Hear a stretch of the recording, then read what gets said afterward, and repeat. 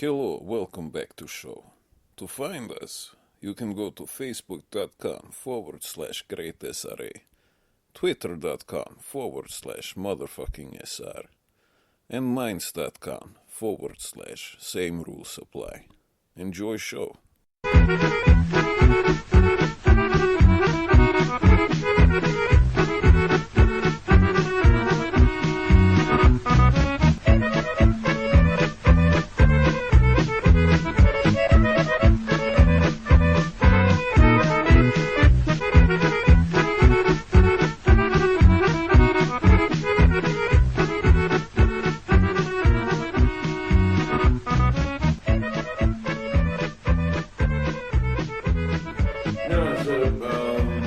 Where we started last time before we had to delete that recording. We had a discussion about Jim Mars, the so-called journalist. What do you mean so-called? What makes him so-called? Oh,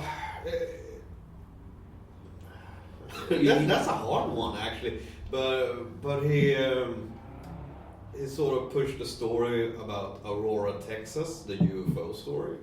Well, the UFO story? Oh, you never heard about Aurora, Texas? No, it's supposed to a flying saucer would have crashed there in about 1897, which is pretty fucking important. 1897. Yes, because it's before Roswell, and it's in newspaper articles actually. All right. Where some so-called astronomer says that the being in the ship that crashed is obviously from Mars. Is he obviously from Mars? Yeah. He's met loads of Martians then. Yeah. And real journalists have tried to find the guy who made the statement about them being obviously Martian, and that he would have been an astronomer, and they have found no claims for that. But Jim Mars is an interesting guy. I like him a lot actually, because he got this grand Texas voice that is always soothing to listen to. Yeah. No, so basically he got you to stop watching television, you said. Jim Mars is was responsible for it. he is responsible for sort of firing the bullet that started that made me finish it, because many years before this I sort of just viewed television as junk food for the brain. It was basically something That way you had to relax. Yeah, it lacked substance, and it was this empty vessel that you still consumed. It filled up space, but it was empty, and but you always have this, you have to watch the news, you have to, it's strange about TV, because TV has become sort of, which internet now obviously is replacing it with, but you have to know, like 10 years ago it wasn't like that. Yeah. Because this will sound ridiculous, but TV was part of studying the world. Yeah, because gave you a window to the world. Yeah, that was a good, because you it's have not to, mine, so it's not my quote. Okay. But you had to watch television to, have your finger on the pulse. And I had sort of bought into that and kept watching because of that. And well, you're not alone in this country. I am not alone. But then I saw this interview with Jim Mars where he said something like first thing you should do is to turn that TV off. Yeah. And I did, actually. And still today I don't know what I should do with all the time it gave me, you know, because what I do is that I waste it on the internet. Yeah. Especially YouTube. yeah. I watch loads of. But I videos. like that thing because it's up to you what you want to watch. It isn't some controller guy million of miles away that chooses programs, and I like the freedom that comes with the internet in that case. And much of the shit I enjoyed on TV is still on the internet. Yeah. I mean, there's no good reason to have a television anymore plugged up to the system. I mean, you can get everything online. Yeah. My mother still has the television, but that's more, the daily routine. But it's part of their culture, the older culture, because remember when we were kids, it was like, oh, family evenings, what are we going to do? We're going to watch the television together. Yeah, stereotypical. And I remember when we were like 7, it was this, this is basically 95, 96, 94, somewhere. Yeah. And there was this show, Skilda världar. Separate worlds. Yeah, separate worlds, but in Swedish we call it Skilda världar. And the whole fucking country stopped each time that show was on. Really? Yeah, I remember kids at school in my age, 7 years old, had to watch that show. I never watched it. Because I know of it. Yeah, because I started to watch it later, because the first time I was exposed to it was we're at this kid's birthday party, where it was Wow. Yeah. You're not listening. It was Friday night, and his dad, sorry to say, has committed suicide since then, but Ouch. yeah, Yeah. he comes up and says, okay, so which one? This wasn't this time, this is over 20 years ago. You only had one television in the house. Yeah. And he was like, oh, so how many kids want to watch Disney, which basically was like Clubhouse Mickey? That was, Yeah. Well, the Swedish version. yeah. Who wants to watch that? And I and some other kid like, yeah. Who wants to watch Skilda världar? And like these 10 other kids just like, yeah. And that was the first time I was exposed to that show. And I was 7 years old, maybe 8, and I got hooked on it. What was it about? It was this mindless soap opera about this like 2 or 3 families that sort of had to integrate with each other. It was, if I would have seen it today, I would have just shook my head, but when you're a kid, you're kind of easily impressed about shit. And they talked about sex sometimes, and when I heard the word sex when I was a kid, I was like paying attention. Have to see that show maybe one more time, because maybe they will talk about how they had sex once more. Ooh, I see. And my parents got hooked at this, and my kid's sister got hooked at this. So each day, I don't remember, it was like 7 p.m. I think it was on. It was for half an hour. The family was like, oh, now we're going to watch it. What the fuck? Yeah, and it went on for like years. When I used to watch with my family, when And I you was lived a in kid. Norway at that time. Yeah, but we had some Swedish channels as Okay.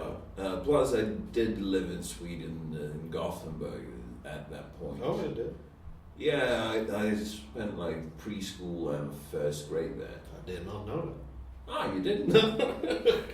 Well, I've lived in Gothenburg. It was a nice part of my life, Yeah.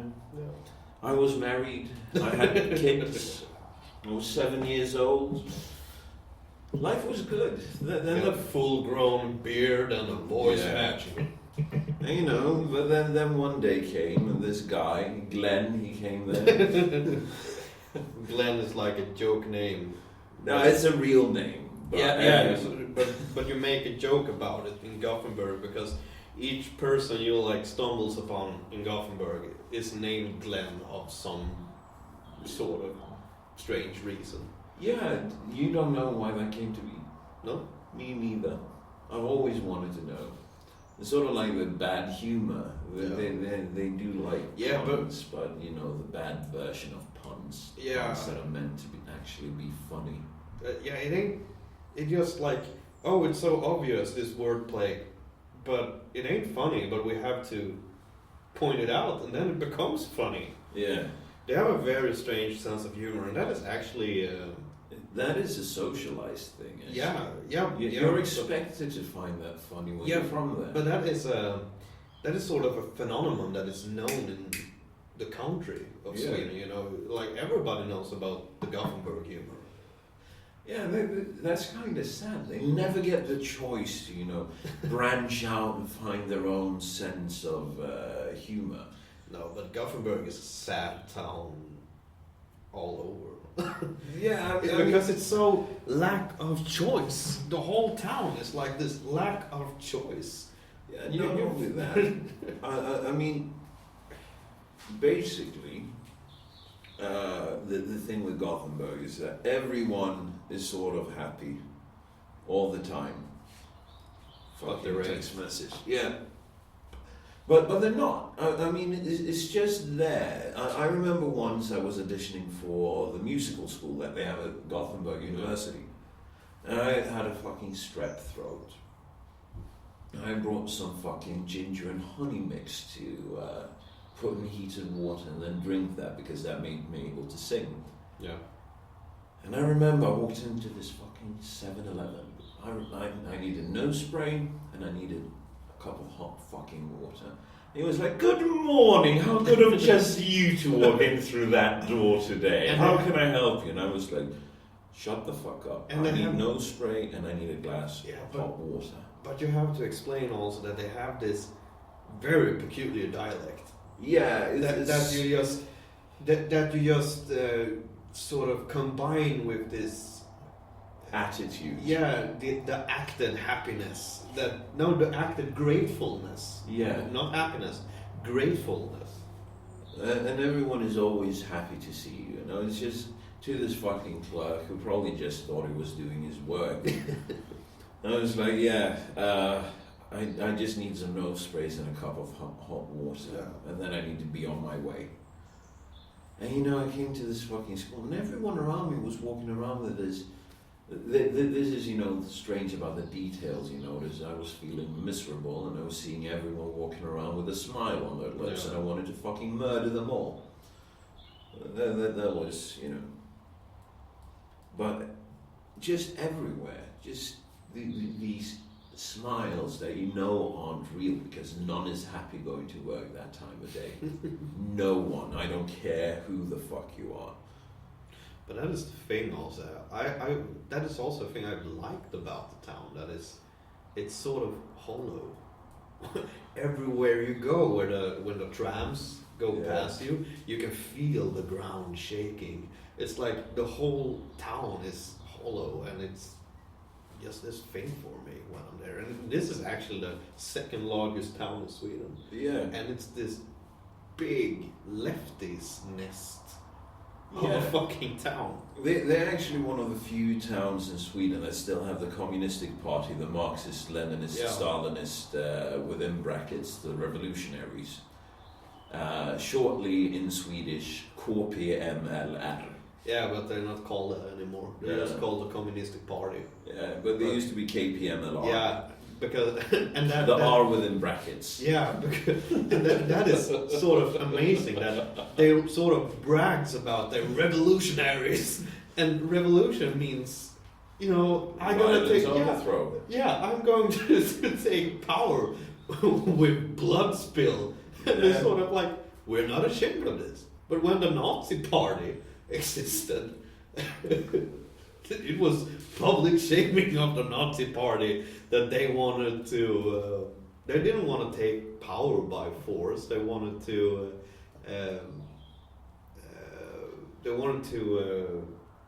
Put they wanted to allow executions again. Yeah. And it was this fucking just rant about that. And the Communistic Party wouldn't be different. Of course not. Just look at fucking Russia. Hundreds of millions dead in the name of communism. But communism is still the better choice because it's supposed to be nice.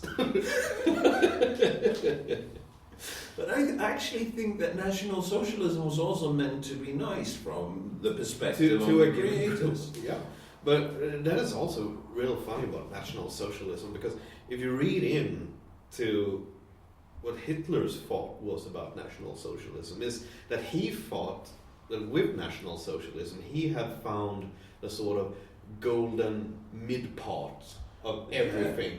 It wasn't too reactionary, it wasn't too revolutionary, it was good in the middle, it would help everybody. And sort of Swedish.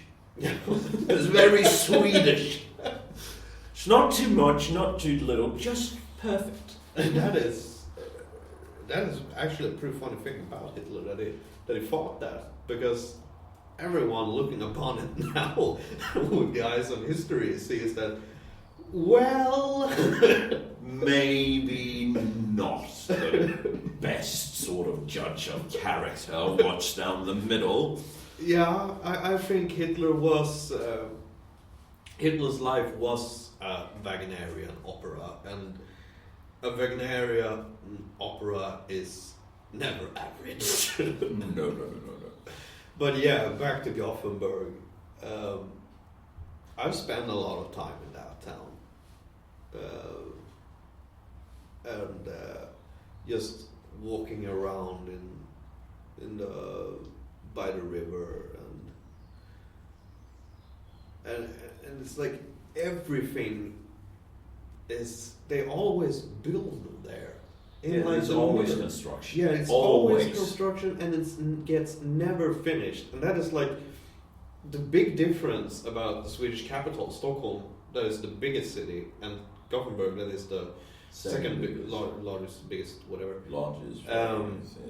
Because in Stockholm, it's always something broken that they do repair, and in Gothenburg, they always build something new that never gets built. Yeah. No, and I mean, I moved to Gothenburg in 2007, straight out of high school. Yeah. And I do believe that I saw the same construction sites when I went up there earlier this year. Yeah. I'm pretty convinced about it. Yeah.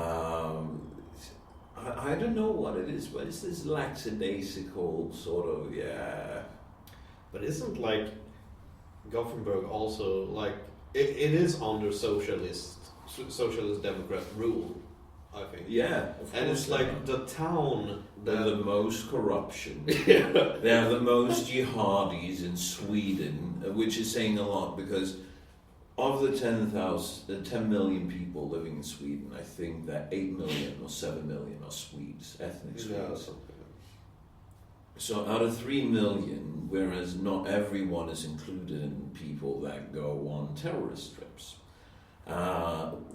Gothenburg has produced the most jihadis heading down to Syria. But my point was earlier, I think that Gothenburg is the town that owes the government the most money. Of course they do. If I remember right. Of course. They have like, from sort of speaking in US term, that the state government had borrowed a lot of money from the federal government to keep the town sustained. Yeah, to keep the town sustained. Holy hell, California's the Gothenburg of the US. Yeah, and it's also... Shit, I've lived in the Gothenburg of the US. Fuck. I mean, it's lovely nature there, you know? Yeah, but it's probably there in Gothenburg too, somewhere. I've been at they have a couple of good parks. They have this enormous greenhouse with like palms and exotic flowers. Well, that's indoors. Yeah, but it's nature. It's indoors, it's controlled they by have humans. penguins in a park there. Yes, of course. And they got these strange hippie creatures living there also. Hippie creatures? Yeah, with you know, Hippies dreadlocks. or hippos? It's probably both, because Gothenburg is like the center of the feminist movement in Sweden too. So hippie hippos. Yeah, it's hippie hippos living up there. No, I like much things about Gothenburg, because it's just this joke of a town. Yeah, it really is. And like, because and the thing that they don't build there either, because they got this like cafes and bistros in the basements. Yeah. and they think they're super chic. They think Yeah. they're super modern, and it's sort of part of this hipster movement in Gothenburg that is. But it's always been like that. Do you remember the old show Albert and Herbert? Yeah. Even they were like, oh, everyone else are just jealous. Yeah. Everyone is jealous about Gothenburg, even though it's built upon a fucking trash heap. I mean, seriously. Yeah. The water erosion Mm. in the soil up there Mm. is fucking extreme. That is why they cannot build, many more modern houses, because No, huge parts of that city is going to fall into the water very soon. And the problem is with that city is also that most of it is built on an island with like no connections to it. It's just like Yeah. 2 bridges to that island with like 200,000 or 300,000 citizens on that island. Dude, it's like Gotham City in Batman Begins. Yeah, okay. It's like one bridge and Yeah. no one can get there. And they have this like large suicide watch on the biggest bridge. Yeah. That's always there. And it was in Gothenburg where they, for like a year or two ago, where they exploded a hand grenade, killing like a 7-year-old kid. Yeah, that was also in Gothenburg. Gothenburg is like one of the most violent cities in Sweden. Yeah. I think that Malmö trumps it, but I think Gothenburg is like second worst. Yeah, and it's. And it's always out, I have a friend who lives out in those parts. He calls me every time he walks home late, when he's been at a friend playing FIFA or whatever the fuck he does. He calls me and I'm like, what's going on? He's like, yeah, I'm just walking home, and I'm walking through that area, Biskopsgården, the bishop's yard is called, something like that. And he's fucking scared shitless. I mean, nothing has ever happened to him there, but he lives it's like the just violence around is the in corner. the air. Yeah. But I remember that too, because I have a friend living out. It's basically the other side of town, but it's equally violent. Bergsjön. Or No, what was it called? no, Angered. Angered. And she called me one day, and she has been openly threatened with guns. But It's a nice it town. was like she called me one day. Yeah, she has a brother also that is a cop that works in Gothenburg. So she is she don't like the violence there because her brother's life, Yeah. And she was like, they found like 20 automatic caliber guns in the basement of my house. Wow. So 20 automatic rifles? Yeah. And it's like, they are preparing for war. Yeah. No shit. And it's like this big drug dealing there too. And it's not grown-ups dealing drugs. It's 11, 12-year-old kids. The biggest mall in Gothenburg have a big heroin problem. Yeah. It's sort of ridiculous, but they have a huge heroin problem It's with based- people dealing heroin. Yeah, not only that, people taking heroin there as well. It's sort of like, this mall is so huge, it's basically like a tenth of the entire downtown Yeah. area. So it's sort of like a part of town, this mall. Yeah. But basically, it's loads of kids doing heroin. 13, 14-year-old kids. Yeah. Some of them even younger than that. And they would 10. fuck up their lives. Yeah, but it's it's not.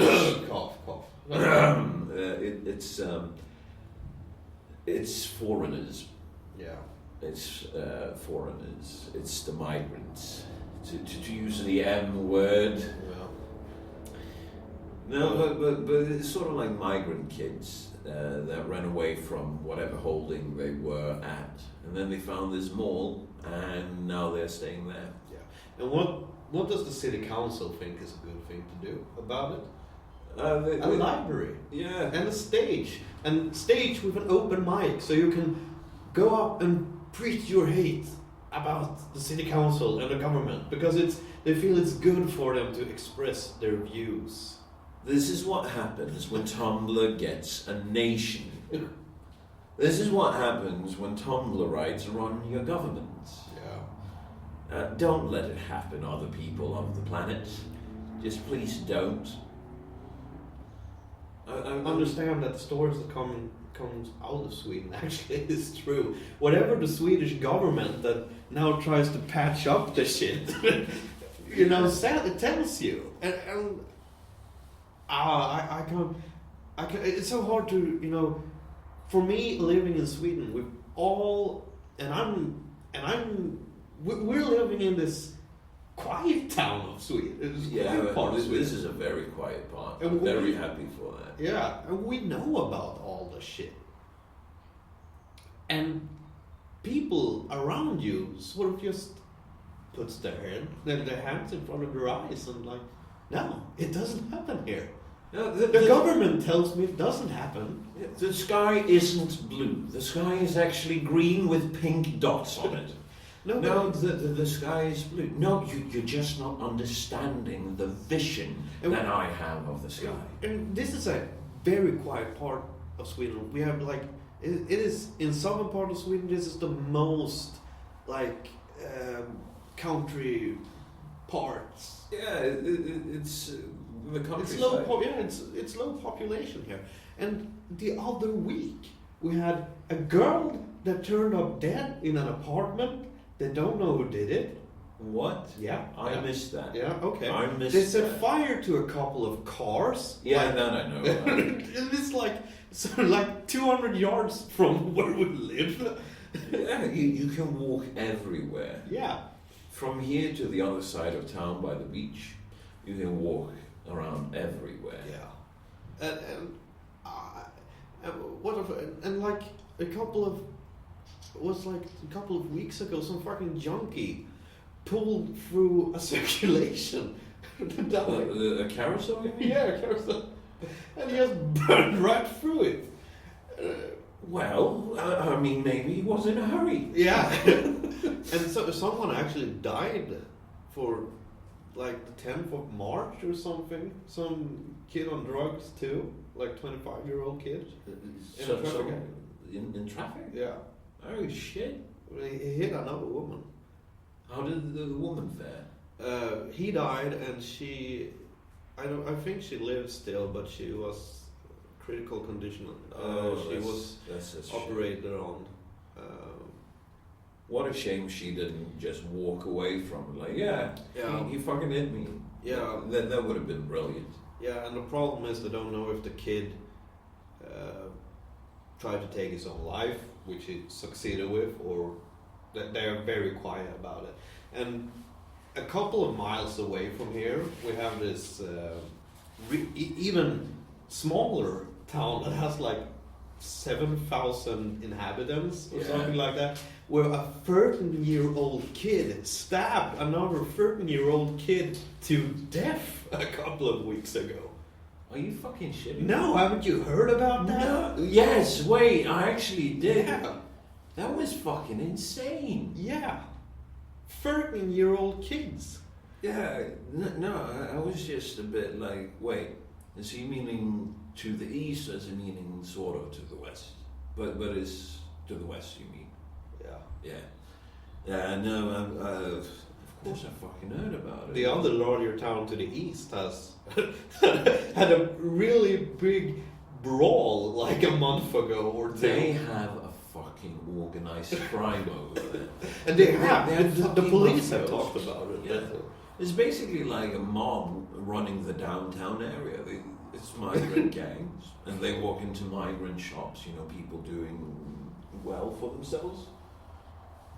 And then they're like, yeah, it's a nice store you have here. Would be Yeah, a but- shame if something were to happen, wouldn't it? Yeah, but I had this large fucking brawl like 2 months ago. There was like hundreds of people Yeah, it was fighting each that, other. that was actually in the school where Yeah.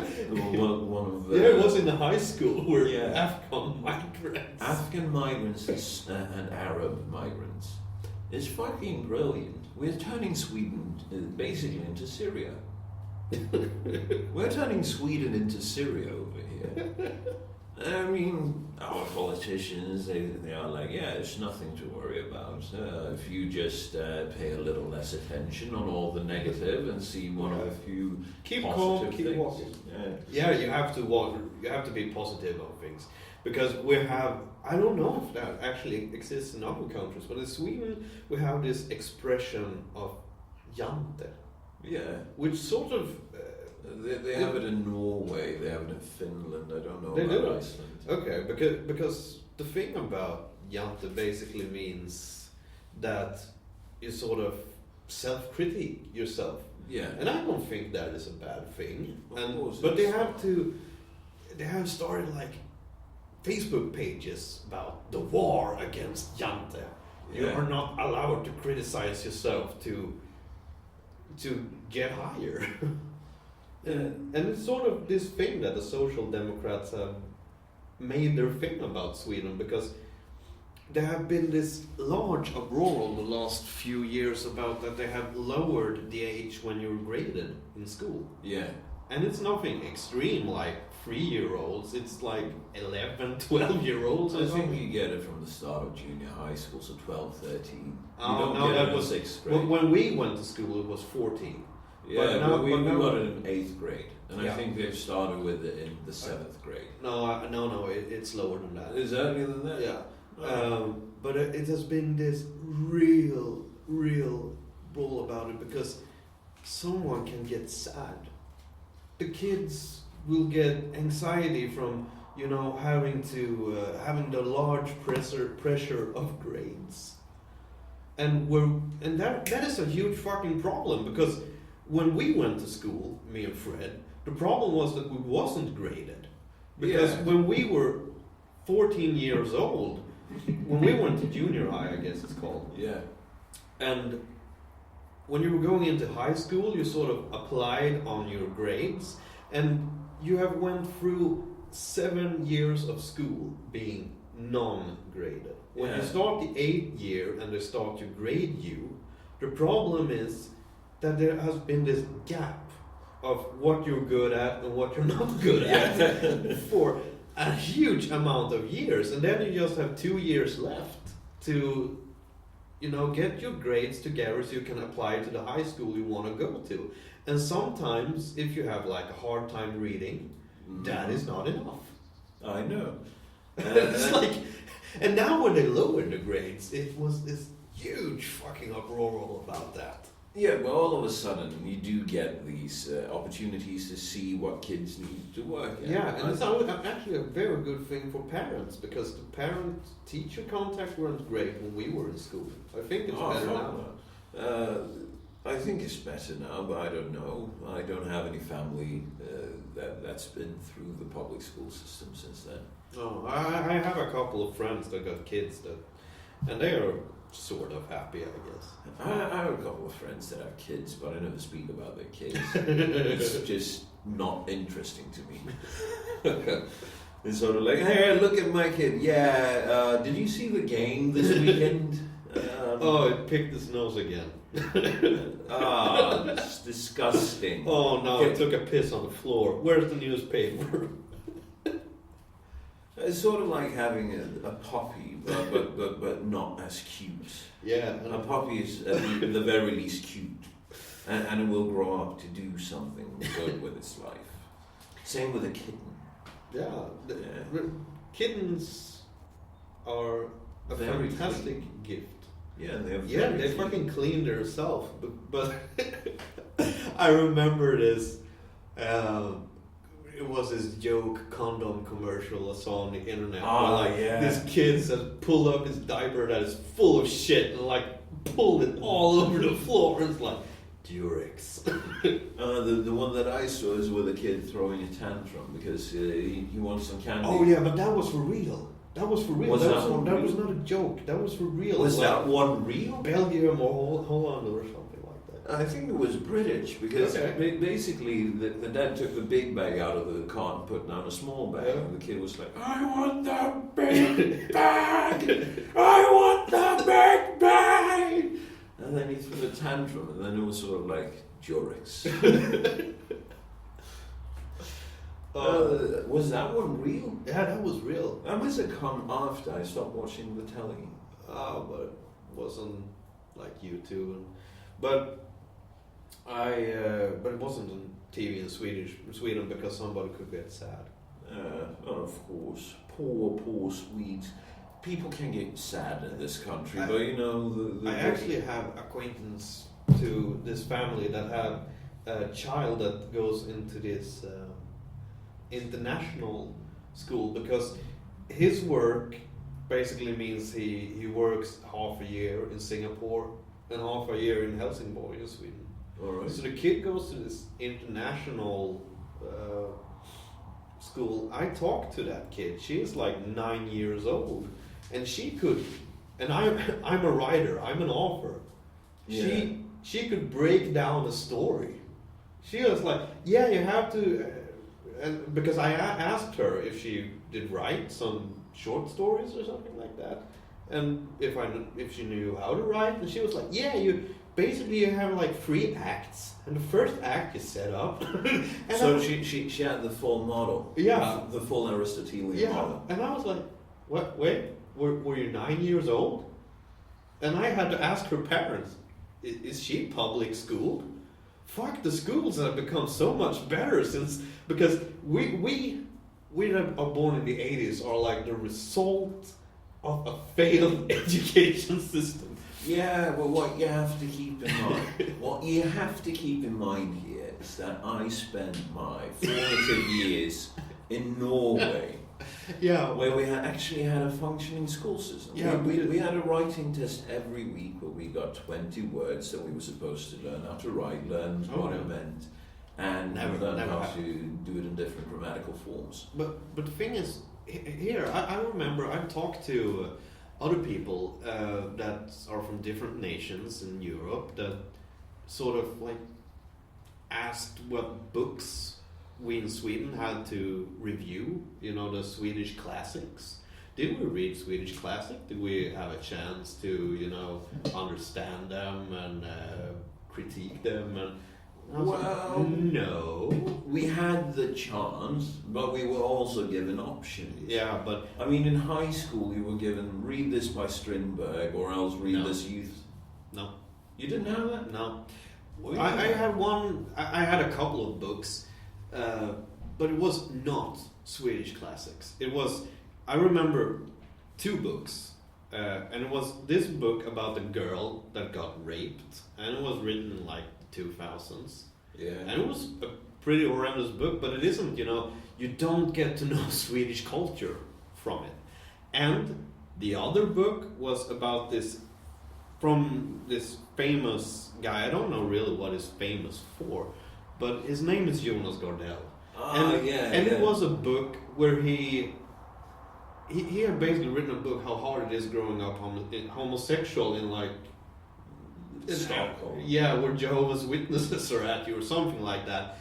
And those were books we had to read to get a view into Swedish offering, and we have this really fucking famous poet from the 18th century known as Bellman, who has Yeah. written this Enormous library. volumes. Yeah. Enormous. And it's so fucking beautiful things about life and death and how pointless you feel living and why you take to alcohol when you feel so pointless. It's explicit. It's marvelous fucking poetry. Yeah, it's extraordinary. Yeah, and you don't get to read it. I think we talked about him when in history, in like the 6th grade, when we talked about history, not language. We talked about history in like the 6th grade. It was like, yeah, it was also the times when Bellman lived. And I was like, who? Bellman is only a guy in Sweden that you heard jokes about. Yeah. If you ask basically, the average Swede, I just heard jokes. Yeah, basically. But then again, I was a bit special. So I basically attended arts in high school. Yeah, I didn't.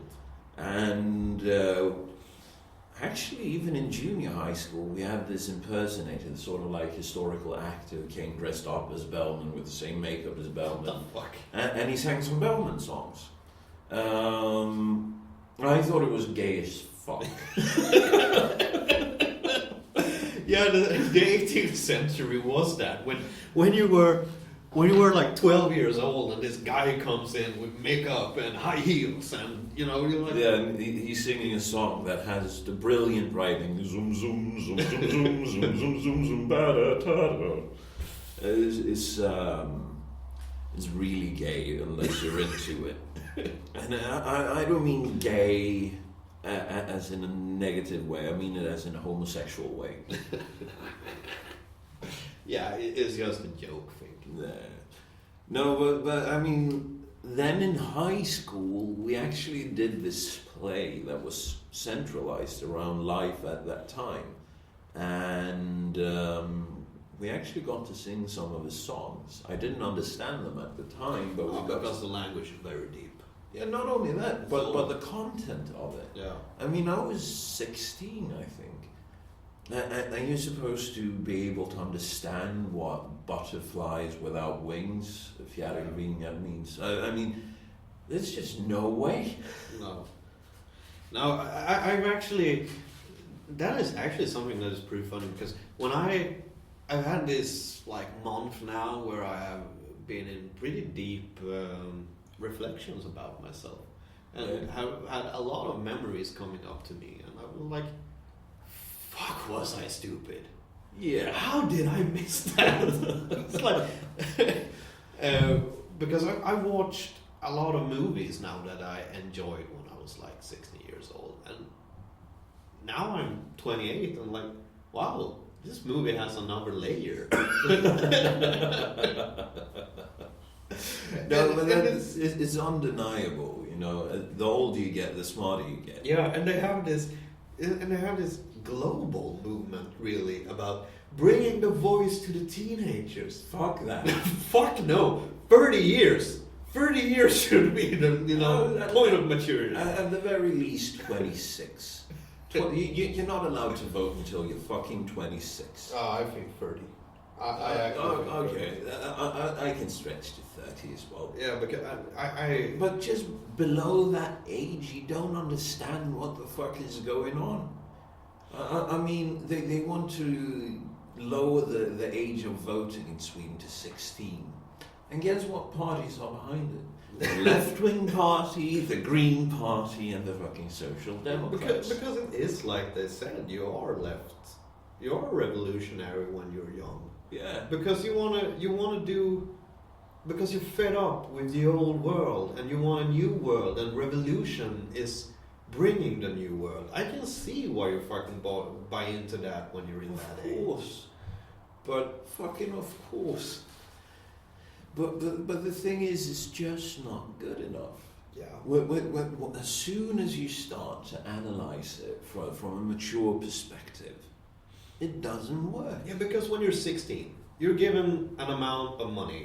You get an allowance. And it's like, now you're going to make that last. So I'm 16, what do?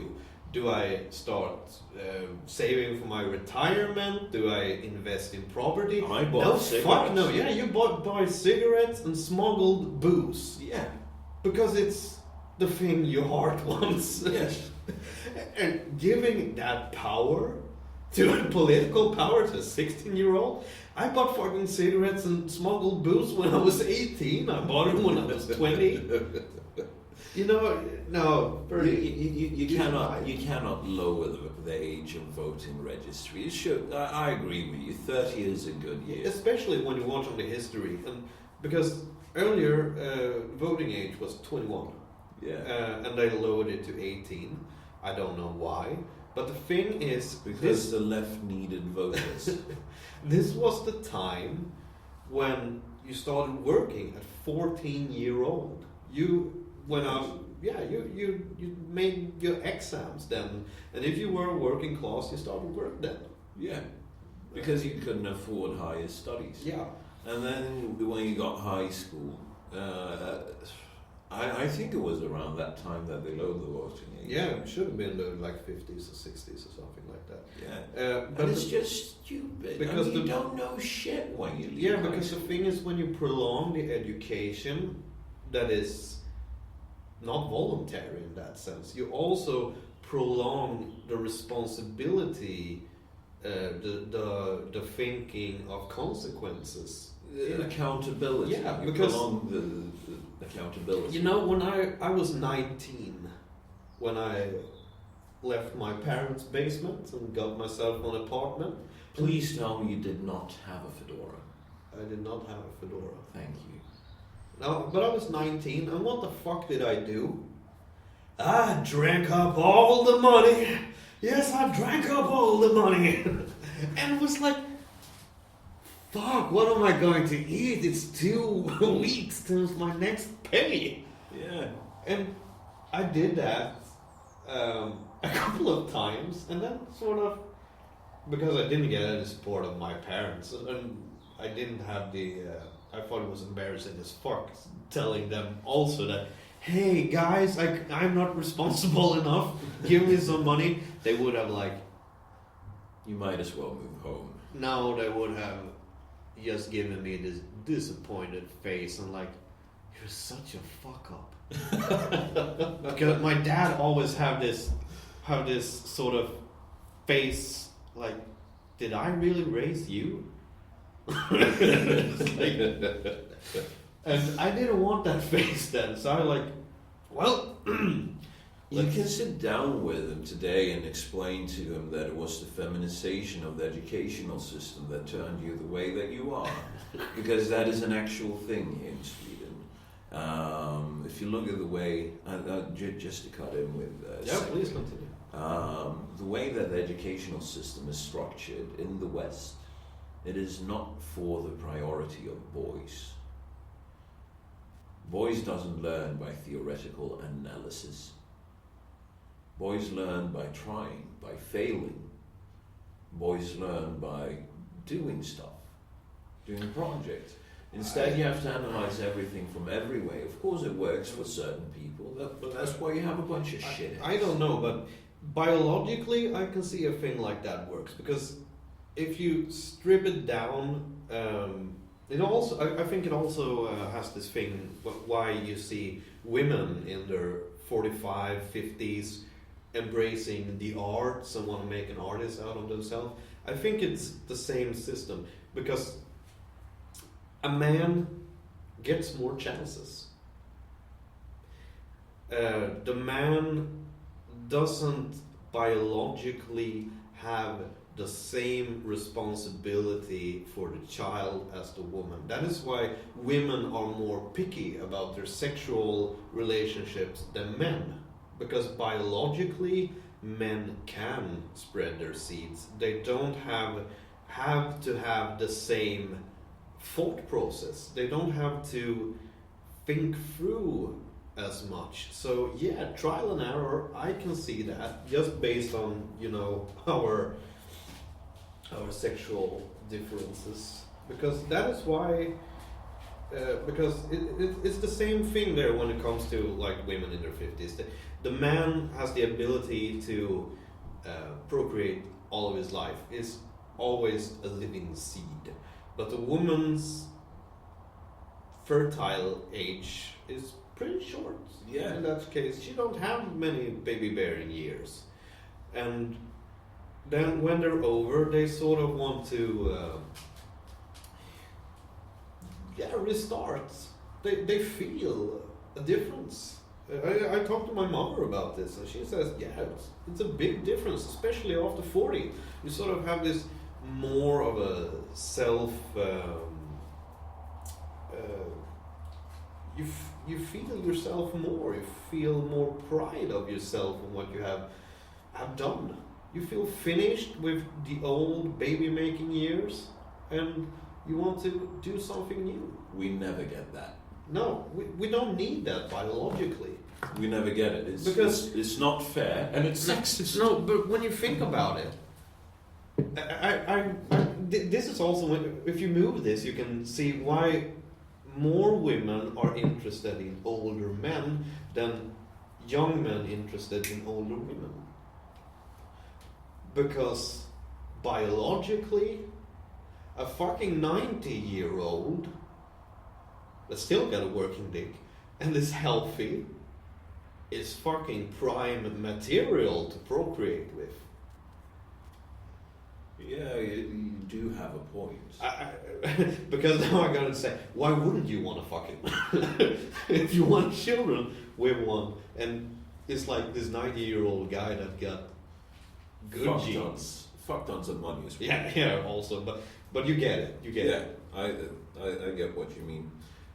But this is sexist, Jim. We cannot just speak like this.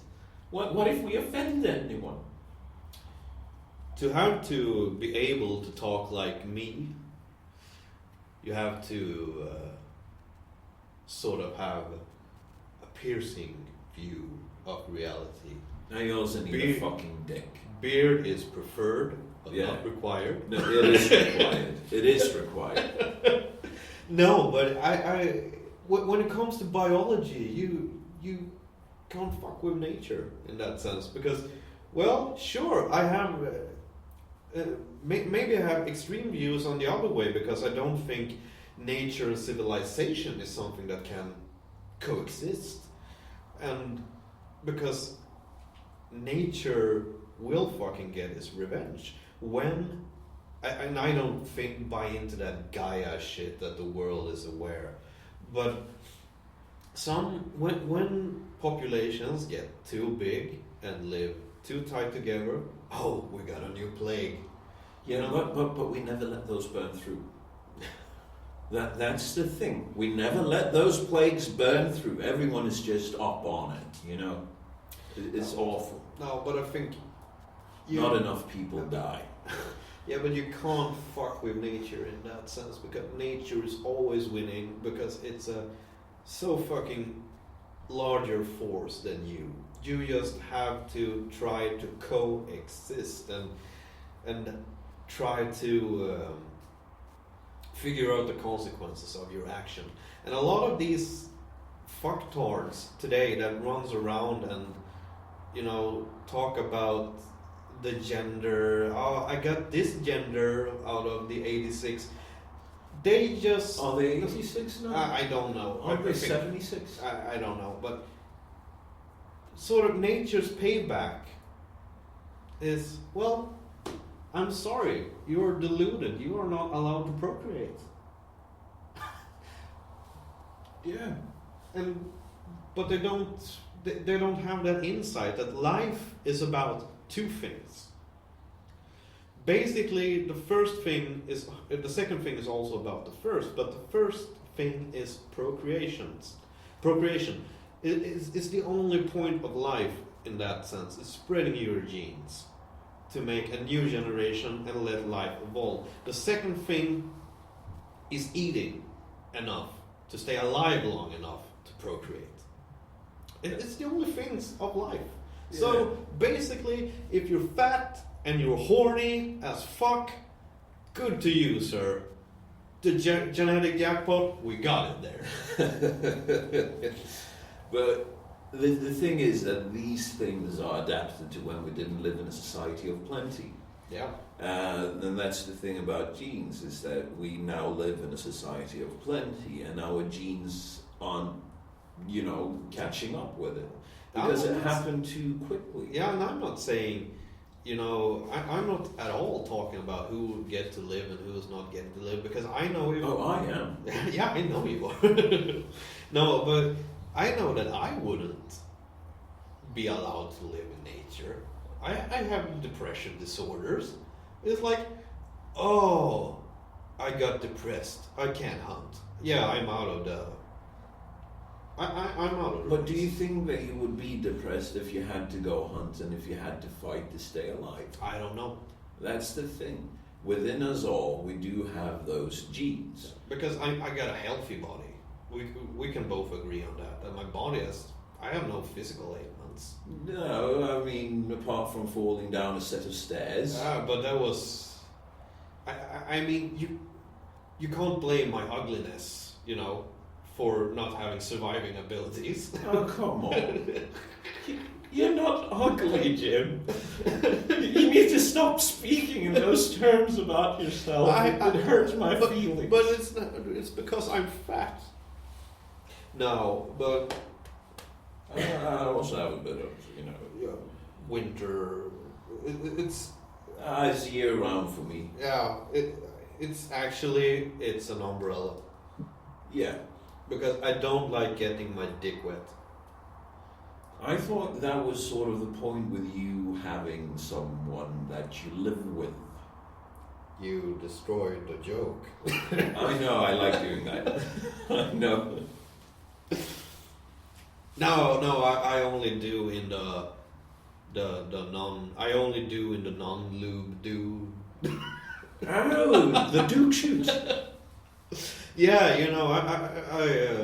I convinced her that. You're Catholic, you and put- since you're not married, it doesn't No. count. She wants a kid, and I told her, kids are coming out of the ass, so let's get down and dirty. I kind of understand why you put up with it. I really do. I mean, if I could, trick someone into that, I'd do it as well. Yeah. No, but she's not like. I've actually been married and divorced now. And her you trick that way. Huh? Her you trick that way. I'm not. I have to say this. I loved that girl, but she wasn't the sharpest tool in the shed. Because I was young and thought that love will do. Love will be enough. And trust me, kids, love isn't enough. No. But she was real stupid. So me and a neighbor convinced her that macaroni's pasta grows on trees. And she was like, no way. And I told her, well, ask the neighbor. He's here. Now let's go over to the neighbor and ask him. And I've already told him. And hey, you did not know pasta grows on trees?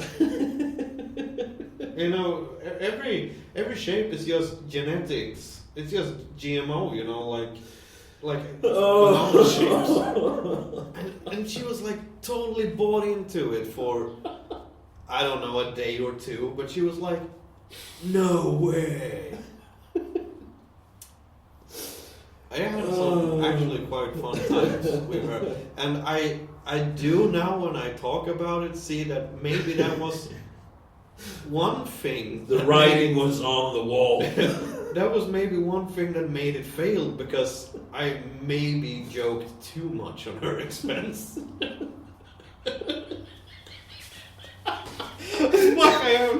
Wow, moment of self-awareness.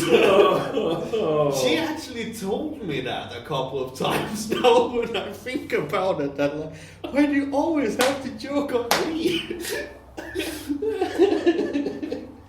And I never told her that it was because she was dumb. You should have. I didn't have the balls to it though. Would you do it now? I would now. Good. Because I have a famous sense of humor that I'm not afraid to use. No, but my current girlfriend and I have a very fun relationship because she has this wickedly sharp tongue. Yeah, she can does. be really fucking mean. And the faggot water. Yeah. That one was the best. Jim is like in a state of half despair every time he drank a cup of coffee back Yeah, then. because I have some because of my anxieties, my heart rush, and it started rushing when I drink caffeinated drinks. So I had to pause that for a moment. And he started drinking water, hot water with some honey in it. And in this moment of actual despair, if you think about it, his fucking wifey. No, we're not married, but No. she dreams about it, and I said, Maybe one day. And in your moment of despair, she's like, and there you're sitting with a glass of faggot water. and she likes making me embarrassed, and I have this, when you have friends that are tattoo artists, you have to man up a bit. And I'm at his tattoo studio,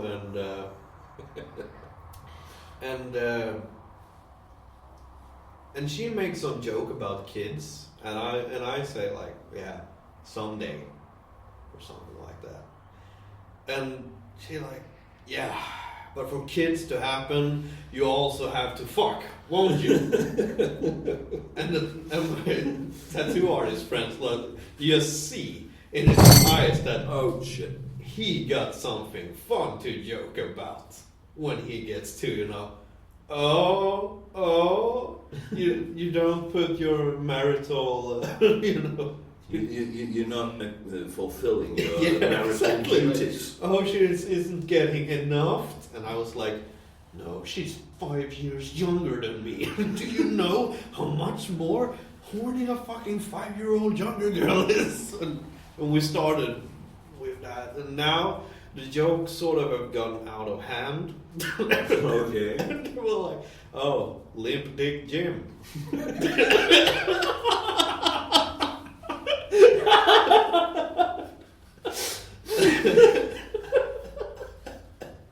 It's super hilarious, and it's just because her fucking tongue.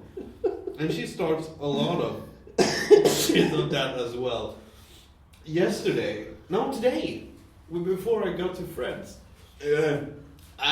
she asked me what I have done, and I don't know why, because I was like, when you're sort of phased out from the conversation, I was like, oh, I combed my hair today. Oh yeah, I see some hair. And you're like, fucking woman, I can't take my balding just now. Fuck balding. Just fucking shave it off. Someday. What do you mean someday? No, but I want to. I want to feel the breeze in my hair a bit more. You will feel the breeze even more without the hair. And you'll also have an excuse to get a fedora. It was also the tattoo artist kid for like a month or two ago when I was visiting him, and he's like 3 years old, and he just looks at me as like, why you no hair there? Like points to my forehead, and I, oh wow, spanking is illegal. Spanking is illegal, Jim. As I said, it's easy. You just take a fucking buzz cut and you just go, and then you take a fucking razor. But I'm not there yet. I'm a cool artist for the kids. I have to have some hair. If you go without the hair, you'll be even cooler. Exhibit A. I just wish that there was a camera here that could catch my flashy move. I put the frame around my head. And would catch your face of self-indulgence. Yes, it's quite self-indulgent. Speaking of self-indulgences, I say that we take a short break, make some more coffee, and some more faggot water. Yeah, I would like some more faggot water. Yeah. And in the pause, I would like I actually have a question today that I want the listeners to think about. And how do you keep a good relationship with your right hand when you're always touching other people with your right hand?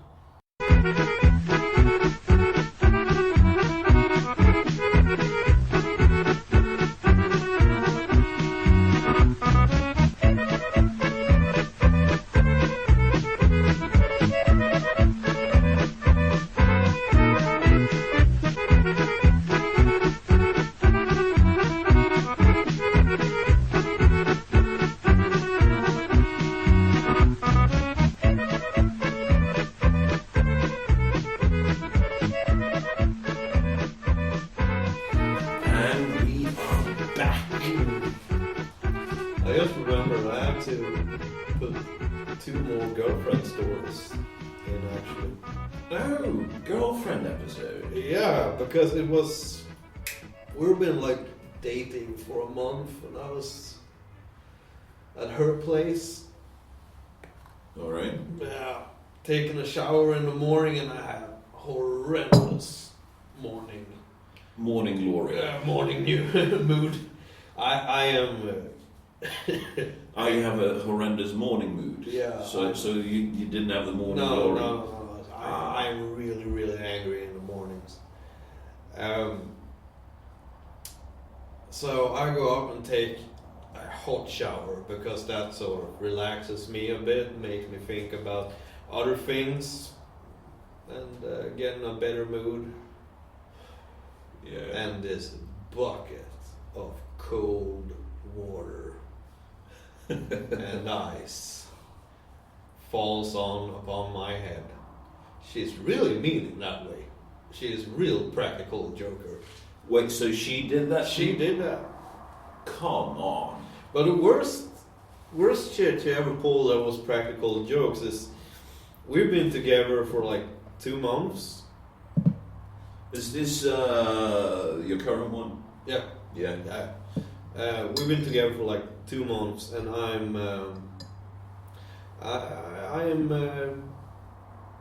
I've just waken up, and she said the night before that, she was like, I have to go to the pharmacy tomorrow.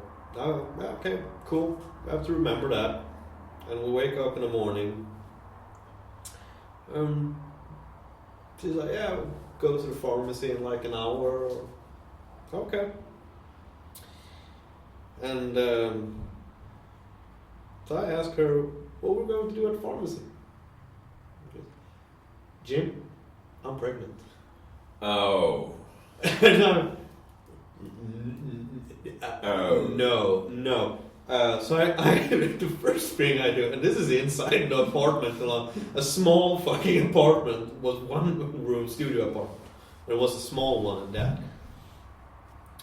I light up a cigarette, like sort of shaking, and I have to sit down. It's spinning around. I sit down in my armchair, like smoking. She like, and no, I started talking to myself.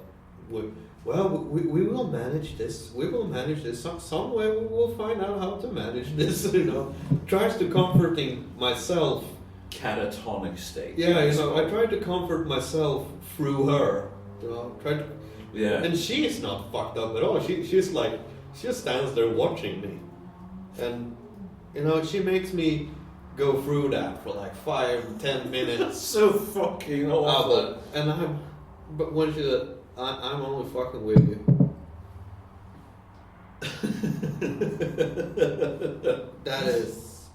That is some of the meanest shit she ever pulled at me. Because you know what she took from it, because she's told me about this as well.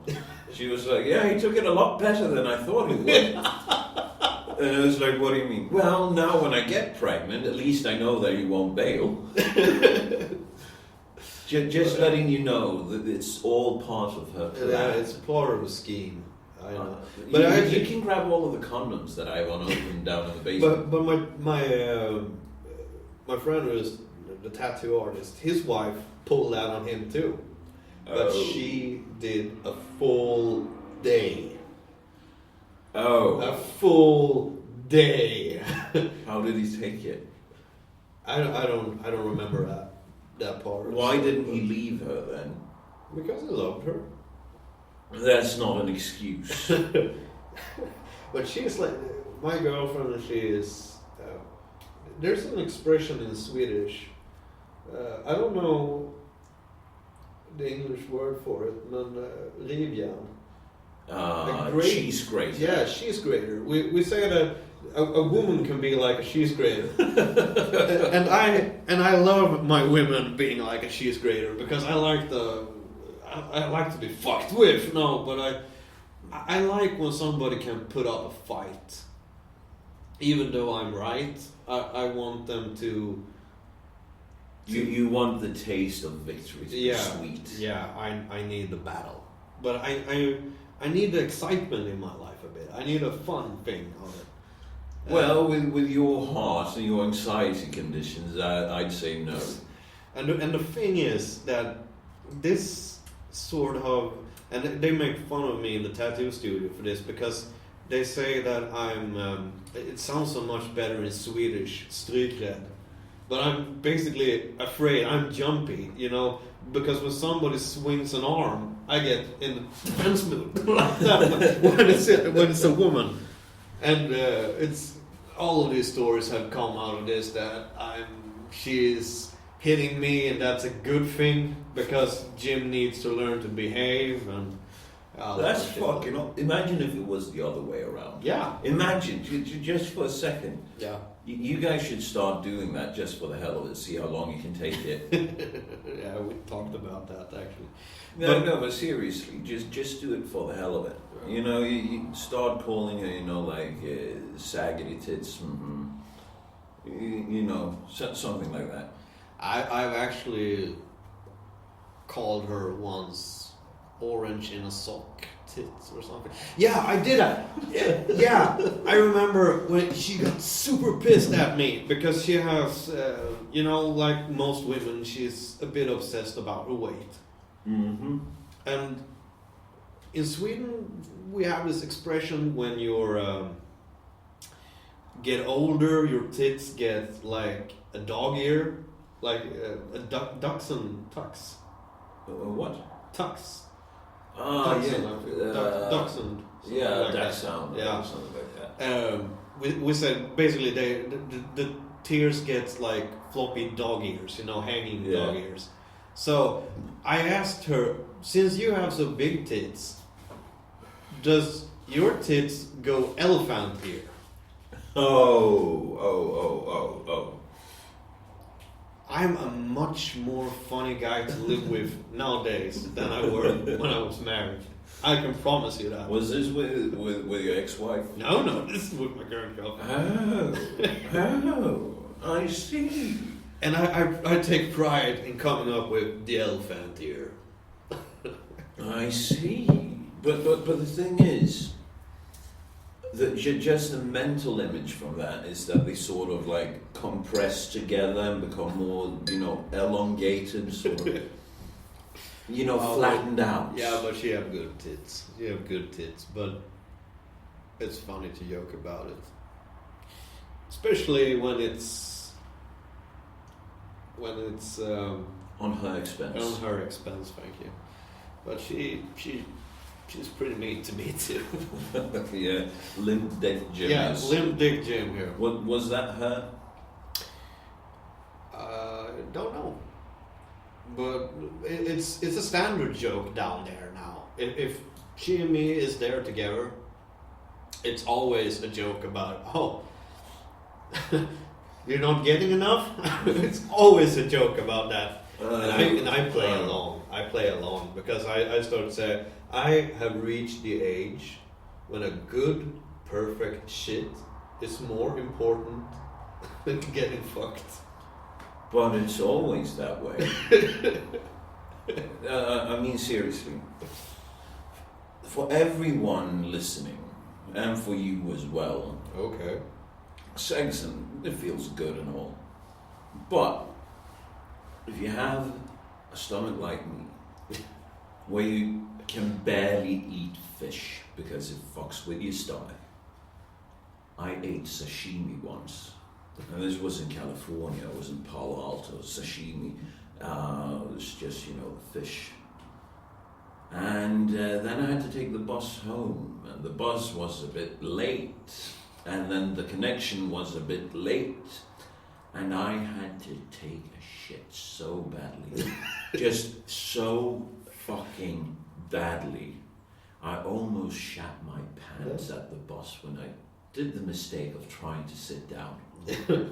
And doing a small fart with just making the No, pressure no. less. Just the act of starting to sit down, I could feel myself growing a tail. And the thing is, this isn't one of those solid tails either.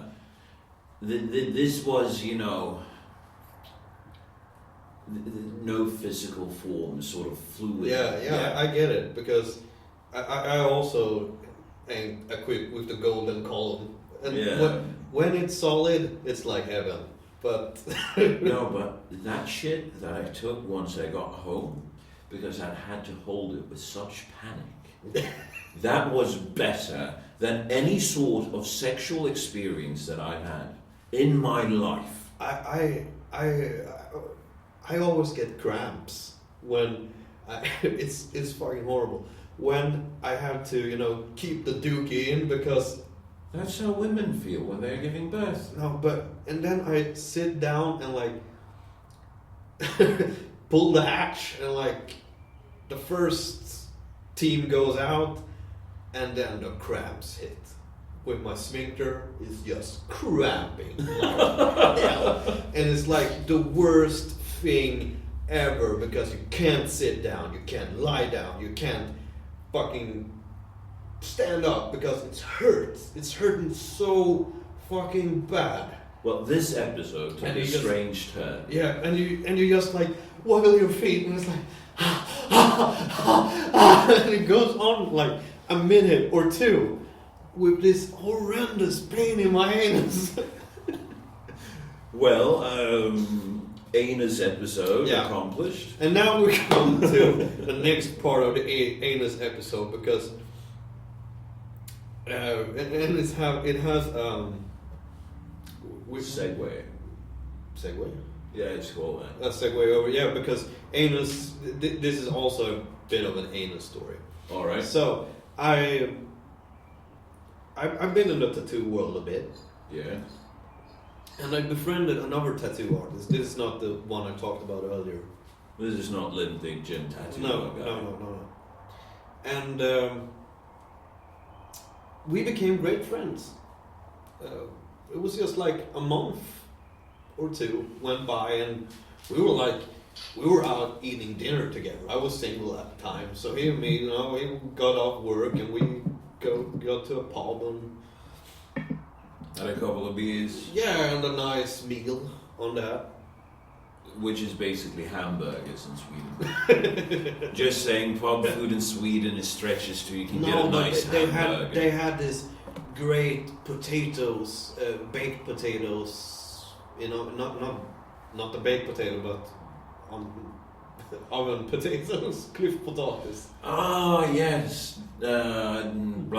Sliced potatoes with baked in the oven. With this marvelous seasoning on it.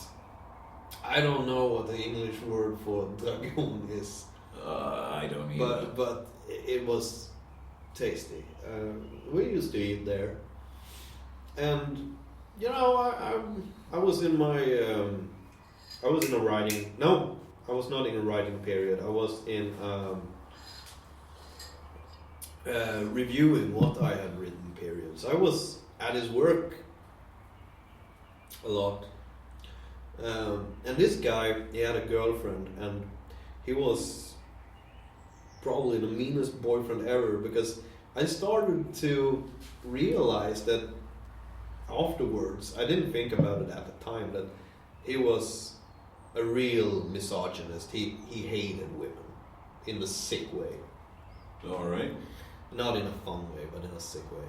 I'd say always a fun. And I grew a beard. This was the first time I grew a beard, and Not the first time I grew a beard, but the first time he saw me grow a beard. And we were outside smoking, and he comes up to me and, yeah, you look real manly in that beard. Thanks. Don't think much about it. And we start to, and also this guy had no limits. He talked about everything and made fun of everyone. The most stupid things you could say to a person. Right. It's like, it was this Christian chick he always nagged on. Like, yeah, how many miles of dick has passed through your pussy before you found Christ, you know? Just making her feeling really bad. Yeah, feeling real bad about herself. And we started to have this joke about, can you get a hard-on while getting a tattoo? From the pain, you know? Yeah. So I was at this other guy that does tattooing that I talked about earlier. Yeah. And this other guy, I should have made up names for it, but this little guy just walks up to me while I have the needle in me and, you know, has the pain, and he like rubs his hand over my dick. What? And tells me what? Yeah. What? Is it hardening up or something like that? I'm like, dude, you don't go there. And I'm not picky.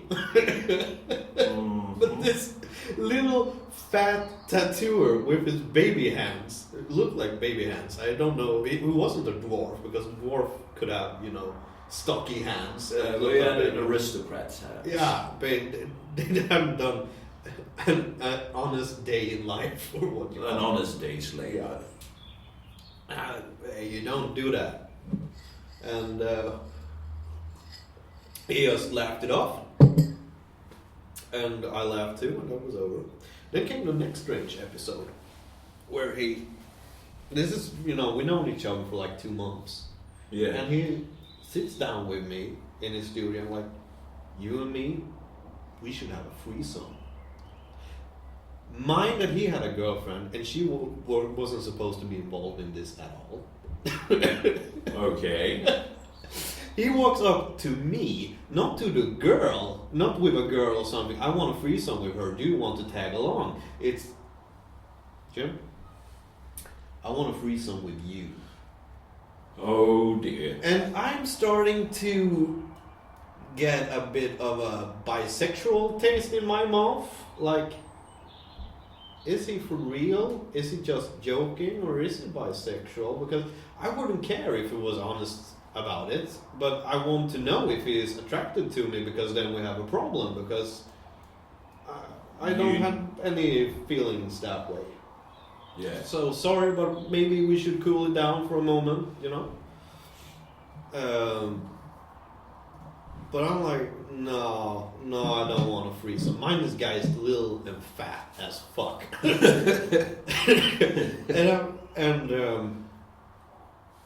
I'm like, no, I don't want a threesome. Okay. But he keeps on asking me from time to time. Like, we should really double a girl, you know, high-fiving over her. That would be cool. Well, you're not supposed to make eye contact. That's the first rule. I've heard that. Unless you're women. In that case, it's cool. Bring a camera. Yeah. And tweet a link my way, okay? Yeah. Send us. Yes. Please do. No, but then it came to this strange occurrence where I was about to move, and he asked me, "Do you have a TV?" And I'm like, "No, I don't own a TV. I don't see the need for a TV." All right. You know what TV I have now in my apartment? He bought it to me. He bought that to He you? came up with a new TV. He bought you a new TV? Yeah, and a microwave oven. Well, This is... Was he wearing Daisy Dukes as well? No. But we're talking about a lot of money here. That Yeah. wasn't a cheap TV. It's No, he expected something. Yeah, he expected something because the weekend after that, and I had no clue, absolutely no clue. I thought it was strange as fuck, but the weekend after that, he's like, I have a friend that has a birthday, so we have a party. Do you want to tag along? And I'm like, okay.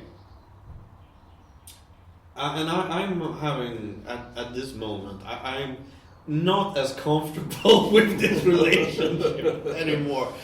But I'm like, yeah, I could, but who would drive me home? Or how would I get home? And he's like, oh, you sleep at my place.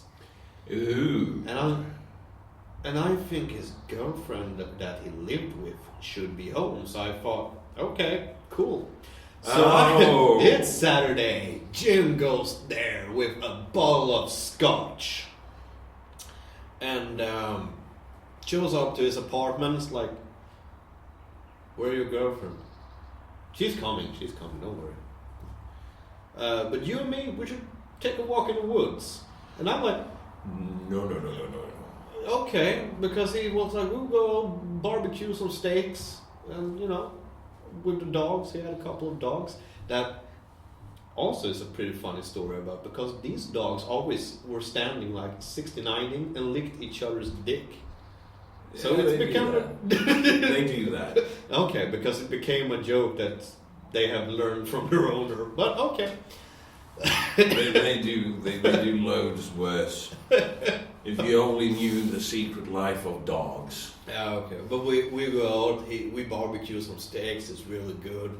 We go home to his place, and I like bottles up the scotch and starts drinking, and he's like, I'm feeling a bit upset in my stomach today, so I won't drink. Oh shit. But I started to get hammered, so I'm like, okay, cool with that. I would put the movie on, and the time flies by, It's like 11 p.m. and I'm like, should we go to your friend? Oh yeah, we should. So we go to his friend, and he gets his birthday pimp slap. And we're like there for 20 minutes. And the tattooer said, but I'm tired now, let's go home. And I'm like, fine, okay. This and goes back with him to his place, and I'm like, okay, but I will sleep on his couch, being alone. And he sits on the couch with me, and I'm like, okay, but I'm tired too. I also want to go to sleep. And he's like in the couch, But this is uncomfortable. It's more comfortable in my bed. Remind me, the girlfriend hasn't shown up yet. She's like disappeared. And I'm no. I don't want that kind of relationship with you. I want to sleep on the couch. And he's like, okay, sure. He throws me a blanket and a pillow. So I undress a bit and snuggles down, and this Buddha body comes out of his bedroom. He's like, he only wears sweatpants, and his fat fucking stomach is like swinging all over the place. And it sits down in the couch by me like, I can't sleep. I will sit here and play some PlayStation, and you just sleep. Oh. I didn't sleep that night. I wasn't sober when I drove back home that morning, I can tell you that. And after that, our relationship got very weird. Very weird. And I stopped talking to him. Yeah, I can sort of see why. But it is a good story.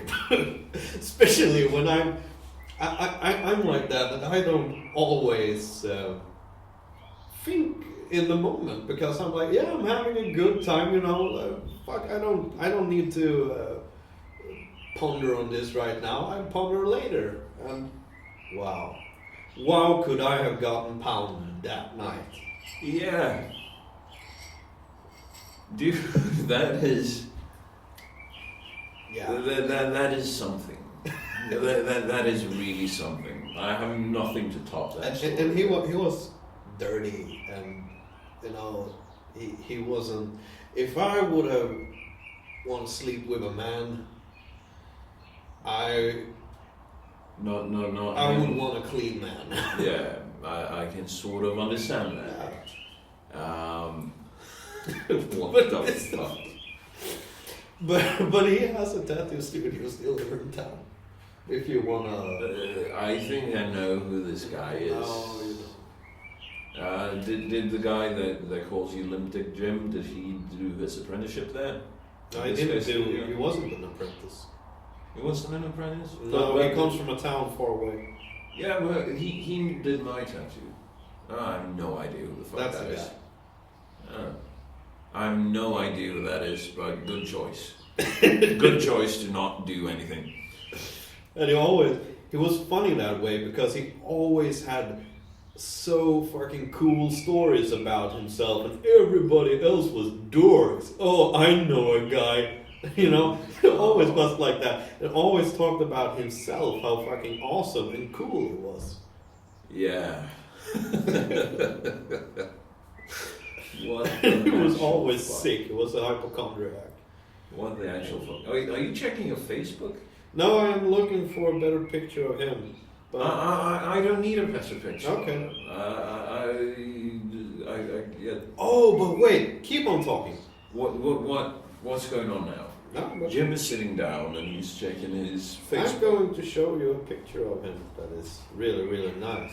No, Jim is having some second thoughts about this relationship. I think I do. Yeah. No, but I mean, I'm actually really curious as to what you are going to show me here. I have a sneaking suspicion that I might not want to see the picture, judging of your face right now. Yes. But yeah, fuck, that is a pretty good story too. The tattoo apprentice that my old tattooer friend, not the one that we talked about now, not the... Let's give them names. Let's call the guy who did my tattoo as well. Let's call him Rob. Yeah. This is about Rob. This is about Rob, because he has an apprentice now that is A-okay. She's really, really good. Is this a blonde girl? No, this is a picture of her ass. She did the piss for equality. No! She did the piss for equality? No. I threw a bag of... I don't know if they got it in other countries, but in Sweden we have pizza salads. We got this cabbage salad to our pizza.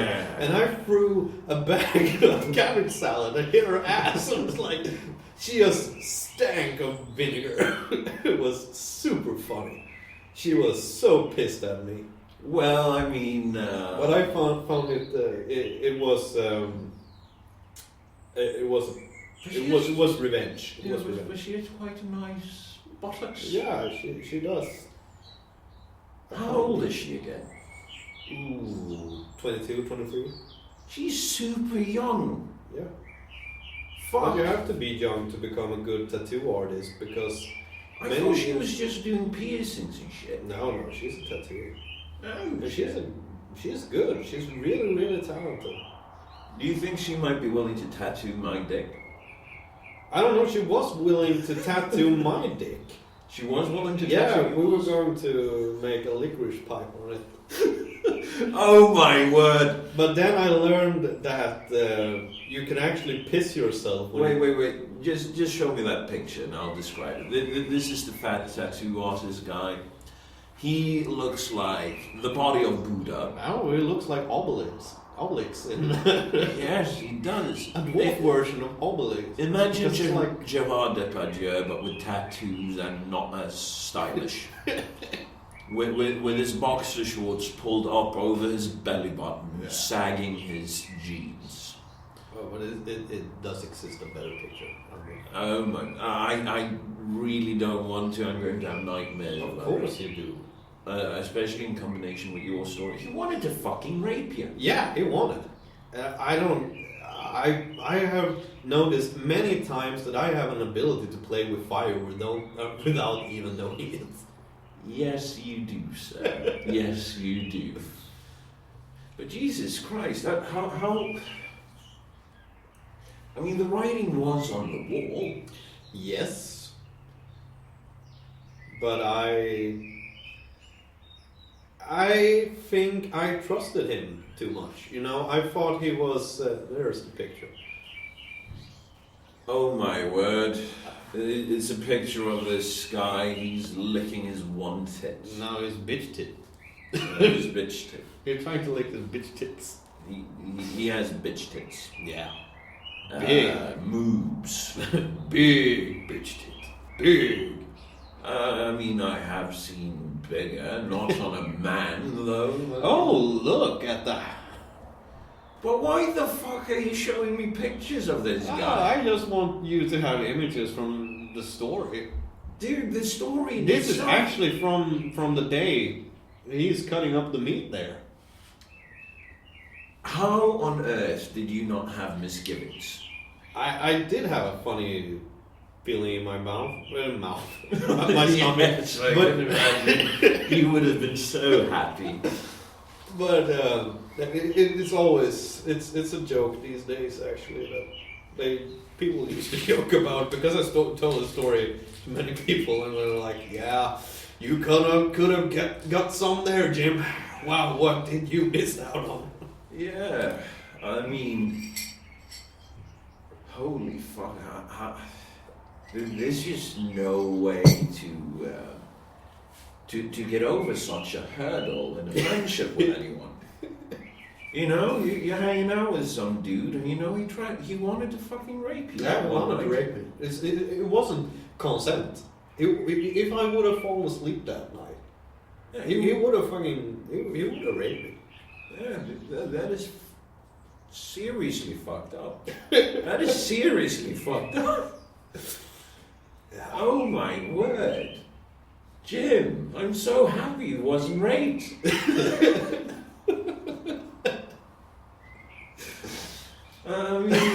It leaves some tightness left there for me. Yeah. Oh. No, I mean, you might be the first person that has actually told me such a story. I don't think it happens to a lot of people. I mean, I know loads of girls that lives in, you know, the high-risk areas of Sweden, and they haven't had shit like that. Well, at least that they have told me. Yeah. And usually people tell me fucking everything. Yeah. But that is quite extraordinary. Yeah. Oh my word. My fucking word. Let's change the subject a bit, because that was a very dark hole. but I think it's funny. I think it's funny as fuck, because I have a lot of these things in my life where I've been so close to fucking die. Actually, yeah. A couple of times I've been close to death. Like this one, we're about to get raped, and I've been smacked up so many times with. There was this really angry Nazi that lived here, and An angry Nazi? Yeah. But a violent. It was really fucking violent and aggressive. Why didn't I ever hear of this guy? And I sort of wanted to fuck with him. So, you know, this was like in 2004, maybe. Yeah. So I started to troll him on the social community that existed back then. Which one? Lunarstorm. Ah, Lunarstorm. Yeah. And that is an epic name, though. Yeah. And I was... And I was told after that by people that knew him that, wow, he didn't knew who you were, and I used a fake name, you know, and thought I would be secure behind that. They were like, he wants to kill you. How did you fuck with this guy? I posed as a girl with big tits that wanted to fuck him and, you know, just send him random dudes' phone numbers to call. He was like super mad. And because I had made forget. But I've done much shit like that just for the looks. Just for the looks. Actually, when I was in junior high school, this was when the internet came and blew up. Yeah, it became really big. Yeah, and there was this chat on one of the newspaper websites, one of the biggest. Yeah.